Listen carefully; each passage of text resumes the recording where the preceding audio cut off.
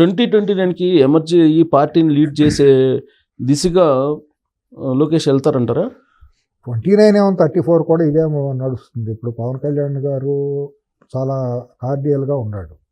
వాళ్ళ వరకు రేపటికి రాజకీయంగా పరిణామాలు ఏమవుతాయో తెలియదు, కానీ ఆయన చంద్రబాబు గారికి ఒక సొంత తమ్ముళ్ళలాగానే అంత హుందాతనంగానే ఉన్నారు. ఏ మాట కామాట అలయన్స్ విషయంలో కాదు, పార్టీని నడిపించే విషయంలో బాగా నడుస్తుంది. పార్టీని బాగానే నడుపుతాడు అనుకుంటున్నాను. నాకైతే ఒక నమ్మకం ఏర్పడుతుంది ముందే కొద్దిగా సెట్ చేసుకుంటున్నాడు. వెనిగల రాము లేదంటే ఇలాంటి వాళ్ళని పెట్టుకొని ఇవన్నీ అంత గుడ్డి కనుమూతి అంత ఎత్తాను. ఇవన్నీ 2 నిమిషాలు అయితే పారేయచ్చు. ఇటువంటివన్నీ ఉండవు. మన గుంటూరు జిల్లాలో కూడా కొంతమంది ఉండారు. ఇంకా కొన్ని ఉండవు పేర్లు. అంటే ఇప్పుడు మనం అక్కడ అప్రస్తుతంగా వాళ్ళ పేర్లు ఎత్తడం అనవసరం, కానీ మొన్న తప్పనిసరి పరిస్థితుల్లో కొన్ని సీట్లు ఇచ్చినవి ఉన్నాయి. 4-5 సీట్లు అట్లా ఉన్నాయి. అది దురదృష్టవశాత్తు కమ్మ కులంలో కూడా ఇచ్చినవి ఉన్నాయి. 3-4 సీట్లు నాకు తెలుసు. 4-5 సీట్లు అట్లా మొహమాటానికి పోయి ఇచ్చినవి కూడా ఉన్నాయి. వాళ్ళందరికీ నెక్స్ట్ రావు. 8% ఇవ్వడం కూడా తప్పు. మొన్న ఇవ్వడమే తప్పు. మొన్న ఈ మధ్య ఒక స్టేట్మెంట్ ఇచ్చారు. భీమవరం ఉండి వెళ్ళినప్పుడు రఘురామకృష్ణరాజు కూడా ఉన్నారు అక్కడ. టాటా గారి విగ్రహావిష్కరణకి రతన్ టాటా గారు ఆ సందర్భంగా మాట అన్నారు ఆయన. నేను జాతీయ ప్రధాన కార్యదర్శి నుంచి తప్పుకుంటున్నాను, బీసీలకు అవకాశం ఇస్తాను అన్నట్టుగా ఆయన మాట్లాడారు.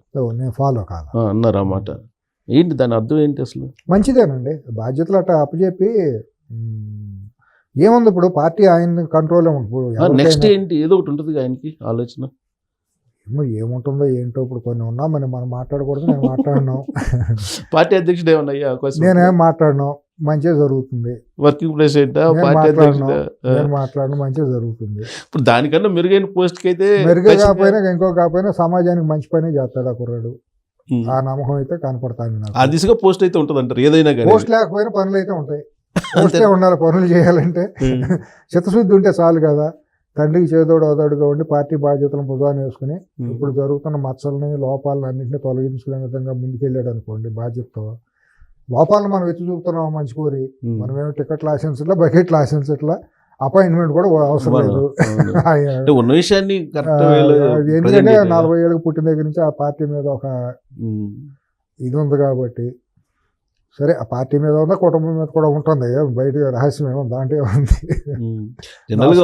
దాచుకునేది ఏముంది. మనం ఏంటో తెలియదా, ప్రపంచానికి తెలుసు కదా. బాగుండాలి, పార్టీ బాగుండాలని కోరుకుంటాం. దాంట్లో ఎత్తి చూపిస్తాం. మన పిల్లలకు మనమే కదా చెప్పుకునే తప్పు ఇది రా, ఇది తప్పురా, ఇది ఒప్పురా అని చెప్తాం. మీరు ఏదైతే అభిప్రాయం వ్యక్తం చేశారో ఆ దిశగా ప్రధానమంత్రి నరేంద్ర మోడీ గారు కూడా వైజాగ్ లో ఆ దిశగా బాగా ఉంది, రియాక్ట్ అయినట్టు అయ్యారు. మొన్నటిది కొద్దిగా ఫ్రెండ్లీగానే అనిపించింది. చాలా చేంజెస్ కనపడుతున్నాయి. రాష్ట్రానికి నిధులు ఇవ్వడంలో కానివ్వండి, ఆయన ప్రవర్తన కానివ్వండి. ఇప్పుడు గత 6-7 నెలల్లో రాష్ట్రానికి నిధుల వరకు బాగా వచ్చింది. అదంతా ఒక ఆస్పెక్ట్ అయితే లోకేష్ విషయంలో పర్సనల్ గా ఆయన ఏదో ఇంటరాక్ట్ అయినట్టున్నాడు. పేపర్లో కూడా వచ్చింది. నేను అబ్జర్వ్ చేయలేదు. సిఎస్ గారు వచ్చింది పేపర్లో. ఏమొచ్చిందంటే లోకేష్ నీ మీద కంప్లైంట్ ఉంది అని అన్నాడు.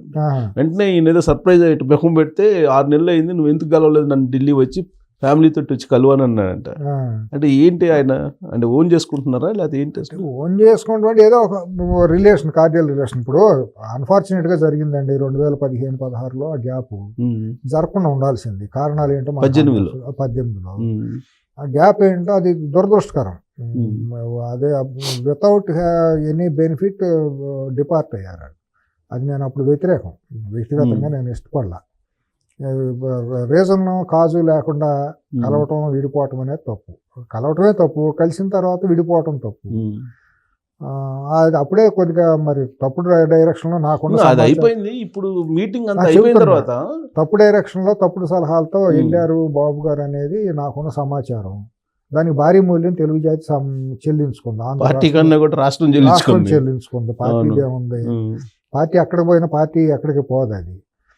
సరే, ఇప్పుడు వచ్చిన తర్వాత ఏంటంటే వ్యక్తిగత వైరాలు ఏముంటాయి, చంద్రబాబు నాయుడుకి మోడీకి ఏముంటాయి, వ్యక్తిగత ద్వేషాలు వైరాలు ఏముంటాయి అని ఫ్రెండ్లీగా ఒక స్నేహభావమో లేదా పుత్రవాత్సల్యం లాగా చిన్నాడు మన బిడ్డ లాంటిడే కదా సహజంగా వయసుతో చూసుకుంటే. జనరల్ గా ఈయన వారసత్వ రాజకీయాలకు వ్యతిరేకంగా బీజేపీ వాళ్ళు, కానీ ఇక్కడ అది కనిపించట్లేదు. మొన్న ఎక్కడ వారసత్వం? జేషా ఎవరేంటి వారసత్వం కదా? రాజ్నాథ్ సింగ్ కొడుకు రాలేదా? అవన్నీ ఒట్టి మాటలు. ఎక్కడో వారసత్వం, ఇవన్నీ ఒట్టి. భారతదేశంలో వారసత్వం అనేది తీసేయడం ఎవరి తరం కాదు. ఇది జీన్స్లోనే జీర్ణించుకుపోయింది. ఊరిని బయటికి మనం ఎన్ని స్లోగన్స్ మాట్లాడినా నేను ఎన్టీ రామారావు గారు పార్టీ పెట్టినప్పుడు కుక్కమూతి పిందులు అన్న మాటకి నేను కూడా బ్రహ్మాండం వారసత్వ రాజకీయాలు వ్యతిరేకమైన ఉర్రుతలిగిన బ్యాచ్లు నేను ఒకనే, అది ఉండకూడదని కోరుకున్న వాళ్ళని. కానీ సమాజంలో ఎక్కడ మార్పు ఉంది, ఎక్కడేముంటుంది, అనివార్యం అయిపోయింది. మీకు సినిమాల్లోనే వారసత్వం వచ్చేస్తే కళతో సంబంధం లేకుండా వారసుల్ని ప్రజలు అంగీకరిస్తున్నప్పుడు, నటనతో సంబంధం లేదు, ఏమీ లేకుండా వారసత్వానికే నీకు ప్రాధాన్యత ఇస్తున్నప్పుడు అన్నిట్లోనే వచ్చేసింది కదా. కానీ నరేంద్ర మోడీ గారి విషయంలో అన్ని చాలా ఈక్వేషన్స్ ఉంటాయి కదా ఆయనకి. ఉంటాయి. మరి లోకేష్ గారు నా మాట అన్నారంటే మీరు వచ్చి ఫ్యామిలీ పరంగా వచ్చి కలవమన్నారంటే అది అంటే ఆయన జనరల్గా అందరితోనూ కొద్దిగా బాగానే ఫీల్ అవుతున్నాడు. ఏదైనా కూడా గ్యాపులు ఫిల్ చేసుకుందామని అయి ఉండొచ్చు. ఏదో ఒక పుత్రవాత్సల్యంతో ఒకసారి ఉన్న సరదాగా అని అందరూ వెళ్తున్నారు, ఎవరెవరు వెళ్తున్నారు కదా, ఆ గ్యాప్ ఫిల్ చేసుకుని ఇద్దామని అని ఉండొచ్చు. కనుసూపు మేరలో వైసీపీ బతికే పరిస్థితి లేదు రాజకీయంగా. ఇక కంటిన్యూ అవ్వాల్సిందే. తెలుగుదేశం, జనసేన, బీజేపీకి అలయన్స్ కంటిన్యూ అవ్వాల్సిందే. తెలంగాణలో కూడా రేపు జరగబోయేది అదే. జిహెచ్ఎం ఎన్నికల్లో డెఫినెట్గా దాని ప్రభావం చూపిస్తుంది. అంటే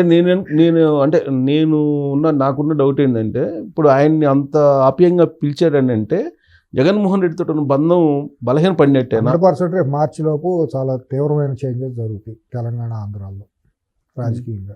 అంటే నరేంద్ర మోడీ ఇప్పుడు కాపాడుతున్నాడు ఆయన అనే భావన ఉంది. అదే మీకు మార్చి నాటికి డెఫినెట్గా చాలా చేంజెస్ జరుగుతాయి.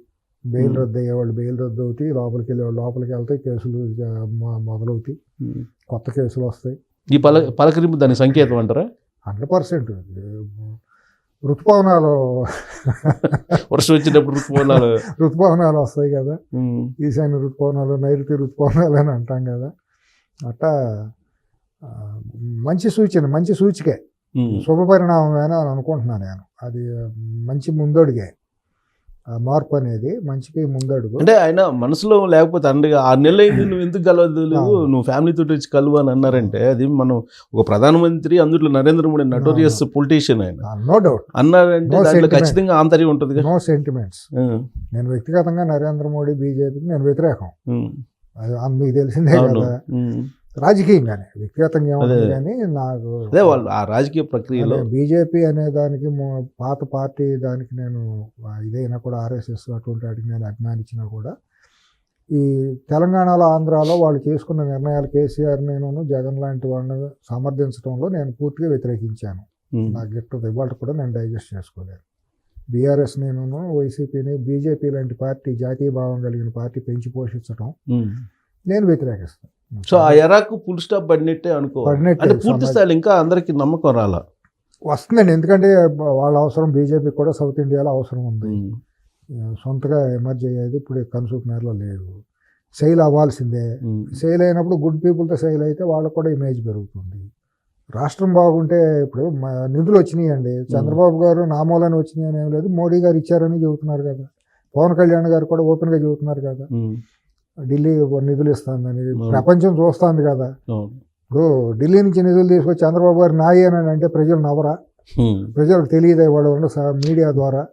కాబట్టి రెసిప్రొకేట్గా ఇచ్చిపుచ్చుకునే ద్వారా జరుగుతుంది. గ్రీన్ హైడ్రోజన్ ప్రాజెక్ట్స్ అనేది ఇండియాలో రెండే వస్తే ఒకటి అని చెప్పి అంటున్నారు. తర్వాత అమరావతికి 25,000 కోట్లు టెండర్లో బిల్ అవటం, మొన్న గ్రీన్ ఇది రావటం, నక్కపల్లి ఒక పెద్ద సెజ్ రావటం, వైజాగ్ రైల్వే జోన్ ఎప్పుడో కాలాలుగా అది రావటం. తర్వాత పోలవరానికి కూడా పెద్ద సమస్య కాదు, నిధులు అమరావతి ఓపెనింగ్ వస్తారని చెప్పి ఒప్పుకున్నారు. మొన్న 800 కోట్ల రూపాయలు ఆర్ఆర్ ఇది ఇచ్చేసారు. పోలవరం పైనుంచి బాగానే ఫ్రీ హ్యాండ్ ఉంది. ఉన్నప్పుడు ఎందుకు పోగొట్టుకోవాలండి? జాతి బాగుండాలి, రాష్ట్రం బాగుండాలి అనుకున్న చంద్రబాబు గారు, పవన్ కళ్యాణ్ గారు చాలా చూడముచ్చటగానే ఉంది. నేను ఈ మాట మాట్లాడితే నేను ఏదో అనుకుంటారు కానీ నేను ఏ పార్టీ ఇదేం లేదు. అంటే ఎప్పుడెప్పుడో నాకు గుర్తు, చంద్రబాబు నాయుడు గారు ఢిల్లీ వెళ్ళినప్పుడు, అంటే ఈ అలయన్స్ కాకముందు ఢిల్లీ అప్పుడప్పుడు వస్తుండని చెప్పి ఆయనతో ఏదో అన్నారు అప్పట్లో. ఓకే, ఇప్పుడు లోకేష్ గారిని రమ్మంటున్నారు. సహజం కదండి. ఇప్పుడు చంద్రబాబు నాయుడు గారి తర్వాత సెకండ్ ప్లేస్ లోకేష్దే పార్టీలో, అవునన్నా కాదన్నా. రేపొద్దున చాలామంది ఏమనుకుంటున్నారంటే పవన్ కళ్యాణ్ గారిని ఢిల్లీ తీసుకెళ్తారు, ఆ, కేంద్ర మంత్రి పదవి ఇస్తారనే మాట అంటున్నారు. అవును. దానికోసం నాగబాబు గారికి మంత్రి పదవి ఇస్తారనే మాట ఉంది. పవన్ కళ్యాణ్ అనే ఆయన ఆంధ్రప్రదేశ్లో చంద్రబాబు గారి పక్కన ఉన్నంత వరకు సమానంగా ఉంటుంది. ఒక అన్నదమ్ములాగా ఒక అంత ఇచ్చిపుచ్చుకుంటున్నారు. ఆ ఫ్యామిలీల మధ్య చిరంజీవి గారి కుటుంబం కూడా అంతే ఇదిగా మొదటి నుంచి ఎప్పటి నుంచో కొన్ని 100 సంవత్సరాలుగా ఆ కుటుంబాల మధ్య స్నేహభావం ఉంది. ఇవాళ అది కొనసాగుతుంది. పవన్ కళ్యాణ్ గారు ఒకవేళ ఢిల్లీ కేంద్ర మంత్రిగా వెళ్దామనే ఆలోచన ఉందనుకోండి, సెకండ్ ప్లేస్ ఇంకా ఎన్యూటబుల్గా లోకేష్ కనపడతారు. అందుకేనా మోడీ గారు ఉప ముఖ్యమంత్రి పదవి అనేది లేకపోయినా కూడా సెకండ్ ప్లేస్ ఇవాళ 1, 2, 3లో లోకేష్ ఉంటాడు కదా. రేపొద్దున చంద్రబాబు గారు తర్వాత కేంద్రం రాష్ట్రంలో second place Lokesh, third place Nagababu రావచ్చు పార్టీలో. అంతే అంటే లోకేష్ నాయకత్వాన్ని నరేంద్ర మోడీ గారు కూడా గమనించారు, అటెస్ట్ చేశారు అనుకోవచ్చు. అంతే బీజేపీ డ్యూ. ఎందుకంటే నాకున్న వేరే సమాచారం కూడా కొద్దిగా అమిత్ షా గారు కూడా ఫోకస్ పెట్టాడు. ఆల్రెడీ చంద్రబాబు నాయుడు గారు జైల్లో ఉన్నప్పుడు మొత్తం డీల్ చేసింది లోకేష్. అప్పటి నుంచి కూడా వాచ్ చేస్తున్నాడు ఆయన. ఈ కుర్రాడి పెర్ఫార్మెన్స్ ఎట్లా ఉంది ఏంటి, ఏ బచ్చా సమాల్ కర్ సక్తే అనే మాట ఒక క్లోజ్ ఆంతరంగికుల దగ్గర అందుకంటే వాళ్ళ క్యూరియాసిటీ ఉంది. సో మొత్తం మీద ఢిల్లీలో పాస్ అయ్యారు. పాస్ అయ్యాడు. నేను కూడా కోరుకునేది ఏంటంటే దాన్ని జాగ్రత్తగా చేసుకుంటా, లోపాలను సరిదిద్దుకుంటా. పిల్లచేష్టలు కొన్ని జరుగుతున్నాయి ఇంకా. సో ఢిల్లీ పెద్దల మనసులో అయితే దోసుకున్నాడు. పిల్లచేష్టలు ఇప్పుడు రాష్ట్రంలో దోసుకోవాలి అంతేనా? రాష్ట్ర నాయకత్వం మనసుని పిల్లచేష్టలు అంటే కొద్దిగా ప్రేమపూర్వకంగా అంటున్నాను. ఇంకా అంటే సీనియారిటీ లేదు కాబట్టి ఆ పిల్లచేష్టలు కొన్ని సరి చేసుకుంటే ఇంకా బాధ్యతలు భుజాన్ని పెరిగితే అయ్యే పిల్లచేష్టలు అన్ని తగ్గుతాయి, ఆటోమేటిక్గా తగ్గిపోతాయి. సహజం అది. భుజాలు కాయలు కాసే కొద్దీ మనిషి రాటుగా వెళ్తూ ఉంటాడు. ఆ బాధ్యతలు ఇంకా ఎత్తుకుని కొద్ది ముందుకెళ్తే రాష్ట్రానికి బాగుంటుంది, పార్టీకి బాగుంటుంది. బాగుండాలని కోరుకోవాలి. ఇంకా కొన్ని ఉన్నాయి సెట్ చేసుకోవాల్సినవి, కొన్ని లోపాలు కనపడుతున్నాయి.